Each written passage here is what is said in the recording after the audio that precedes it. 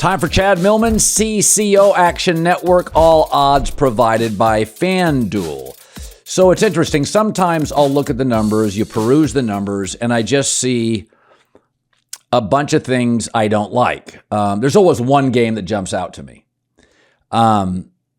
This week I actually saw several I liked. Now at this point, I'm not getting the best number. Commanders getting a touchdown at the Niners looked very interesting to me because I thought largely they outplayed the Giants. I think they have a talented roster. I can see the 49ers looking ahead. I also think you're going to get a little pushback or a little pullback on Purdy.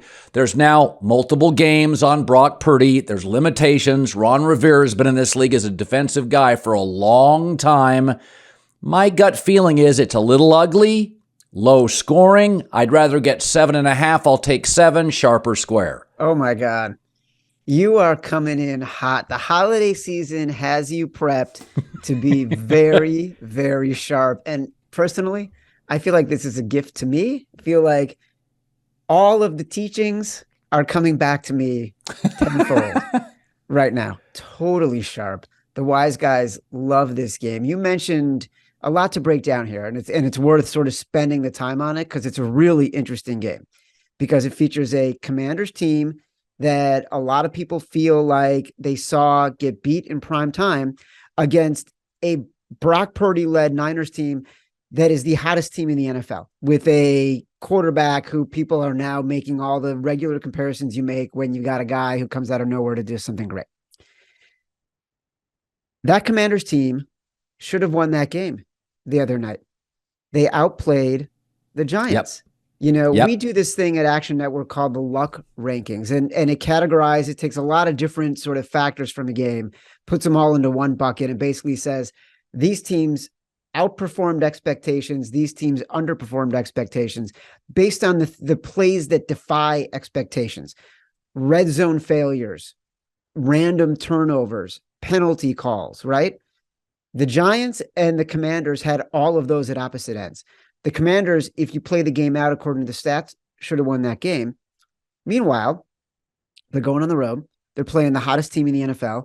The inflation in this game is massive, right? And Kyle Shanahan in this spot tends to play more conservative. He's terrible as a huge favorite. His decision-making changes. And you know who Brock Purdy could be? Taylor Heineke.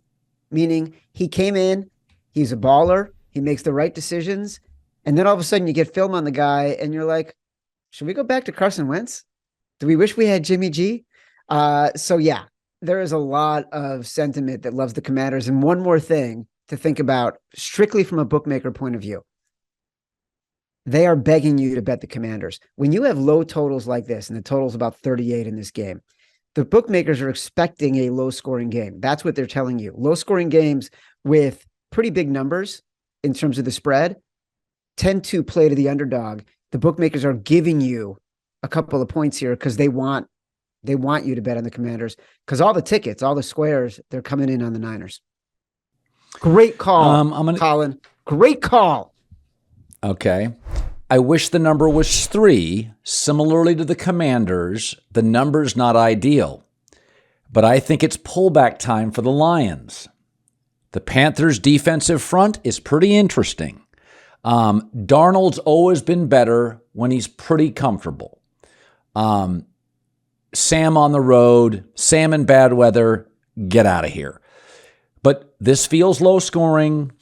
You're getting to the point with the Lions now that the casuals, that the squares are jumping in on the Lions. To this point, they're a better story than a team. Carolina is a way better team than a story. I'm going to take the home team plus 2.5, sharp or square. Oh my God, Colin, it's like you're in my head. It's like you've been in my notes that I've been sort of collecting all day. The first thing you said is the most important thing. You like it better at 3. If you can find this number at 3, what I would recommend to people is you wait because, as you noted, the public is coming in hard on the Lions. Very possible come Sunday, this line gets back up to 3. But the wise guys do like the Panthers here. The Panthers, since Sam Darnold has been playing, have just been a better, more consistent, more predictable team. They're 6th against the pass in DVOA since week 10. Their sack rate over the past 6 weeks has improved. You've got Jared Goff, who struggles against pressure, struggles away from home when he's outside. You look at that Jets game, it's another one similar to the Commanders game. The Jets should have won that game.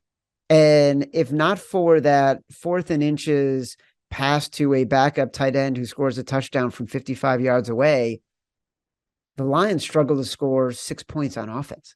So you're completely on the right side here.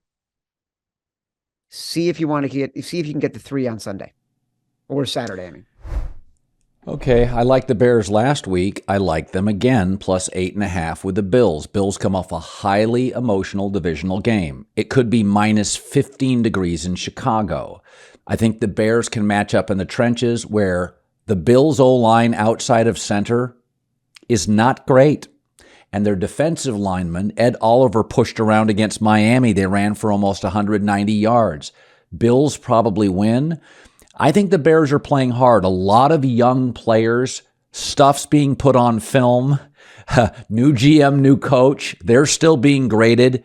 I would take the Bears plus 8.5 in an ugly game, sharp or square. Totally sharp. This game opened at 9.5. It got bet down to 9. Got bet down to 8.5. The wise guys still like it. We've talked about this, I'd say, the past 3 weeks, almost a month.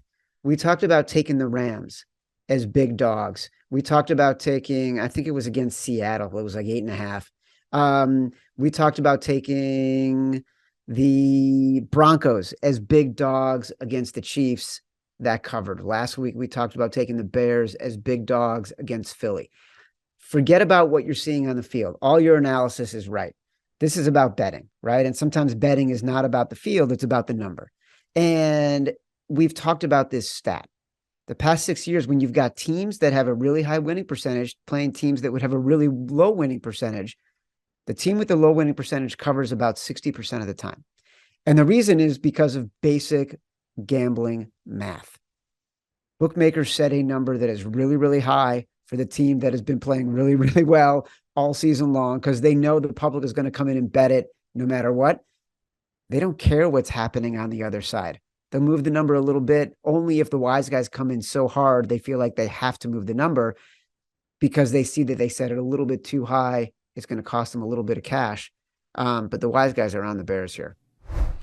I'm going to tell you a favorite I really like. So I believe extra time with good coaches matters a lot. Bowl games, off a bye in the NFL. I think we have ourselves a borderline football genius in Mike McDaniel, who completely out-game planned and out-schemed Sean McDermott. Time of possession, shut down Stephon Diggs, had 190 yards rushing, 1 time of possession. They outplayed the Bills. 2 days extra prep, Packers on Monday night. The Dolphins were 5-0 against non-playoff teams, 0-3 against playoff teams on the road. They come back home for a non-playoff team. Green Bay's not beating Miami, Minnesota, and Detroit. This is a team that can't stop the run at all. I get the sharpest young coach in the game. Tua now comfortable with a disappointing season-long pass rush. I'm taking Miami, and in fact, I never do this on Blazing 5. 30-17, they win by 2 touchdowns. I know it's square, but it's fun anyway, sharp or square. All right. So I know you like to ski. I know you like to get out into the wilderness. You're skiing over your tips on this one. Okay? Going 30-17, calling out a number. Like, what are you doing? Why would you give more than you have to? The wise guys love the Packers. Okay. This game opened at 5.5, got bet down to 5, got bet down to 4.5, got bet down to 4, got bet down to 3.5. I will tell you, 3.5 seems to be the floor for this game. When it gets to 3.5, the professionals come back in and immediately got bet up to 4. So this is about a number situation, not what's happening on the field. The reason they like the Packers is because 5.5 is a really big number. for this Miami team that has struggled of late. And we talked about this probably a month ago. We saw Miami was going to have to go on the road. They were going to have to play San Francisco. They were going to have to play Los Angeles. They're going to have to play Buffalo. And I think what a lot of wise guys feel is that those teams showed a blueprint for beating Mike McDaniels. You're jamming the Dolphins receivers, trying not to let them get ahead of steam and get downfield. The Packers defense is not very good, especially against the run. So what they are good at is in their defensive backfield, defending against the pass. Zaire Alexander made the Pro Bowl. That is a huge advantage for the Packers. That's why the wise guys start to like this team. I also feel like the Packers have not been a complete offensive team this year, and you're starting to get comfortable with Watson, Romeo Doubs coming back. Fair. I think that they feel this is their opportunity to get to the playoffs. I think you'll get a competitive game. I don't think it'll be a 13-point win for the Dolphins. The wise guys like the number at anything 4 and above. Okay, so now I always close with two things. First of all, there's a game I'm on, I can be pushed in or out of. Okay. And it's Raiders +3 at Pittsburgh, the number on FanDuel -2.5, 3. I've said this for weeks. I think Josh McDaniels is going to get it right. I like him. They're in a lot of one-possession games. My knock on him is he gets conservative sometimes with a lead. But I just don't think Pittsburgh is good enough to swallow 3 points. You tell me where I should go. I'm interested in what side you would take. So the line has moved to 2. And when it was at 3, it was a pass. At 2, I kind of like the Steelers. I think their defense is really, really good. And that's been what's keeping them alive in the second half of the season. I'm a big Kenny Pickett fan. I felt like he was a complete gamer when he came in for Mitch Trubisky and got them close in games. Jets team, let's look at that first game he played against that Jets team. He almost had them win that game against a Jets team that we clearly think is much better than we thought, right? So that's number 1. Number 2, he had that bye week and came back and was significantly better than he had been prior to the bye. So all of a sudden he's getting comfortable. He was making plays for this team just as an athlete.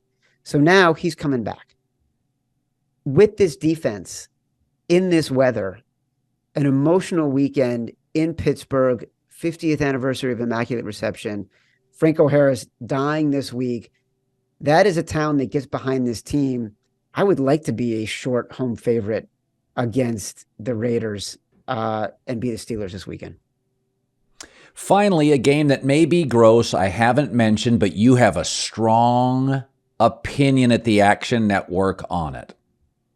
Are you ready?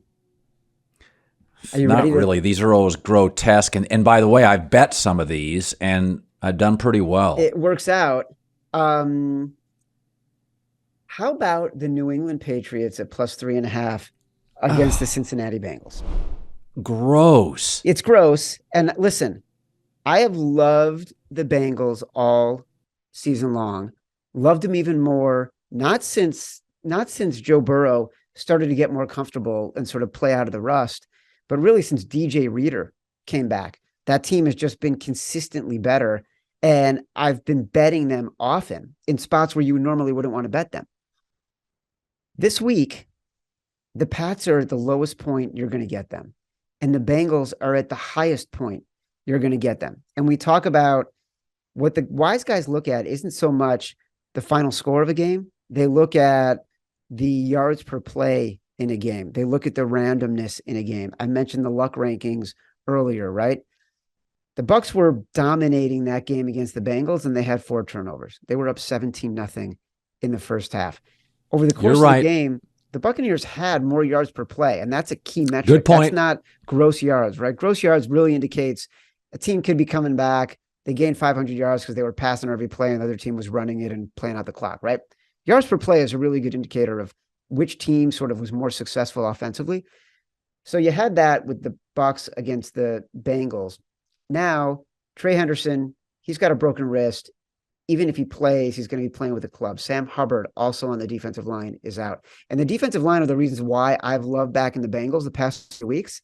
I think there's going to be a lot of wind in the game that potentially neutralizes the Bengals passing attack. Wow, so, this is why you're a sharp. God, you know, this is, how did I overlook this? This is why I'm a dullard, a dim bulb, a square. God, it's so obvious and just right over my head. this line moved from 3.5 to 3. And so I think where you got to hope for is that it goes back to 3.5 because people are going to come in on the Bengals. Like, this is a big pros Joe's game. So getting the hook here is really important because most wise guys have this power rated at 3 or less. And look, I know it feels like a half point doesn't mean anything, but to wise guys on a key number like 3, it means everything. Look at the Chargers and Titans game last week. Like, the game landed on 3. If you had the Chargers minus 2.5, you were golden. If you had the Titans plus 3.5, you were golden. Like that on key numbers like that, it kind of means everything. And, like you pointed out for the Lions, Bengals are at the peak of the market. Peak Burrow. Is it possible I could just buy my way into being a sharp? Because I'm not going to be able to do it based on data and takes. You can. It's called, you buy the points every week. You just buy that extra half a point every single week, and you're golden. Boy, that was a good one. For anybody listening, that was really good. That is why the Favorites podcast is great. That New England take is your best of the year, honestly. Well, I can't believe that. Everything you said. You were like a magician. I was looking over to the left with the cards, and you pulled a pigeon out of your suit, and I'm like, how the fuck did he do that? That was literally, I'm in awe. You know a magician's good when you do it and you're like, oh, he totally got me. I can't believe I overlooked it. What? Listen, it is totally gross. Like, you see that. We first talked about this on the Favorites on Tuesday, and we were having a conversation, and it all makes sense. But I was really uncomfortable with it. And then today, when we recorded the Thursday edition, we do this thing called Sharp Calls where the wise guys who we're connected to will call us and react to the conversation we had. And all of them were talking about that Patriots-Bengals game. Like, that was the play that that game, and then Dallas, and the other game we didn't talk about, which is interesting, obviously, is Dallas and Philadelphia, right? Like, well, I would take Philadelphia. That would be the side. My concern is, Greg Cosell told me on Thursday, he said, they're not going to run the same offense mostly with Gardner Minshew, and he worries about, in a short week, do you just say, we're not changing our offense? We're going to kind of run what we run.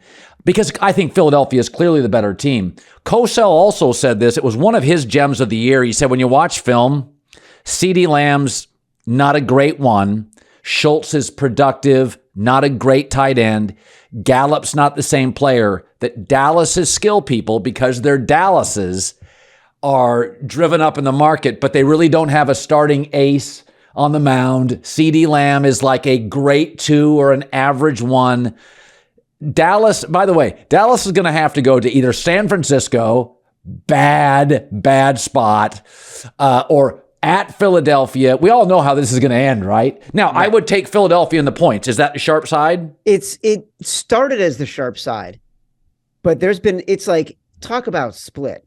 When I say, like, there's no consensus on a game when we're talking about the Panthers, it's because it's like you take the +3, and when it's not +3, maybe you take the +2.5, but you kind of wait till it gets back to +3, but people aren't passionate about it. There's passion on the Cowboys and the Eagles right now. And when this game was at 6, people were buying the Eagles hard at +6. You saw it get down to 5.5. And then when Jalen Hurts was officially announced he was out, wise guys all started talking about the Cowboys again. And I think part of it is they're looking at the injury reports, right? And who's practicing for the Eagles. And there's a lot of guys sitting out this week. And Gardner Minshew missed practice time because of Mike Leach's funeral. So I think that from a wise guy perspective, and maybe they're overthinking it, are the Eagles going to take this week off? That's, they're going to have to see the Cowboys in the playoffs, like you just mentioned. Do they not want to show anything special? Jalen Hurts isn't going to play. They're in pretty good position as it relates to the conference standings? Is this a game where they're not going to not show up, but this is a rest week? So I think that's why the wise guys started coming into the Cowboys. That said, I bet the Eagles at +5.5, and I'm not buying out of it. What's Meaning it at I'm now? not going to bet the Cowboys. I'm not going to hedge it in any way. So what's the number at now? I think it's back up to 6. I think when sort of it became official with Minshew, it went back up to 6 because some wise guys started playing. They started playing the Cowboys. Let me scroll through here. Yeah, at 6 points, I would take Philadelphia, even though I think your reasoning is right. 6 is too many points for that defense. Interesting. It's now down to 4.5. So yeah, now Dallas is interesting. See, now Dallas is the side. Now it becomes interesting, Colin. And now, if it continues to move down, like I've got it at 5.5. The number's at 4. I'd probably keep waiting. I would try to find a very thin middle. If I can get it at 3.5, like, does it continue to go down? For me, it's a wait and see. If you haven't bet it yet, take Dallas at 4. But that's where Chad it gets Millman, Action Network. That's good. That's good. Strong. All right, buddy. All right, man. Listen, have a great holiday. I'll try to. Yeah, I haven't been sick in a long time, so everybody's getting sick in LA. Yeah. I'm just getting sick of LA, so it's the same thing. Well, you can fly away. You can go anywhere you want to go. That's right. I'll see you later. That's right. Bye. Talk to you.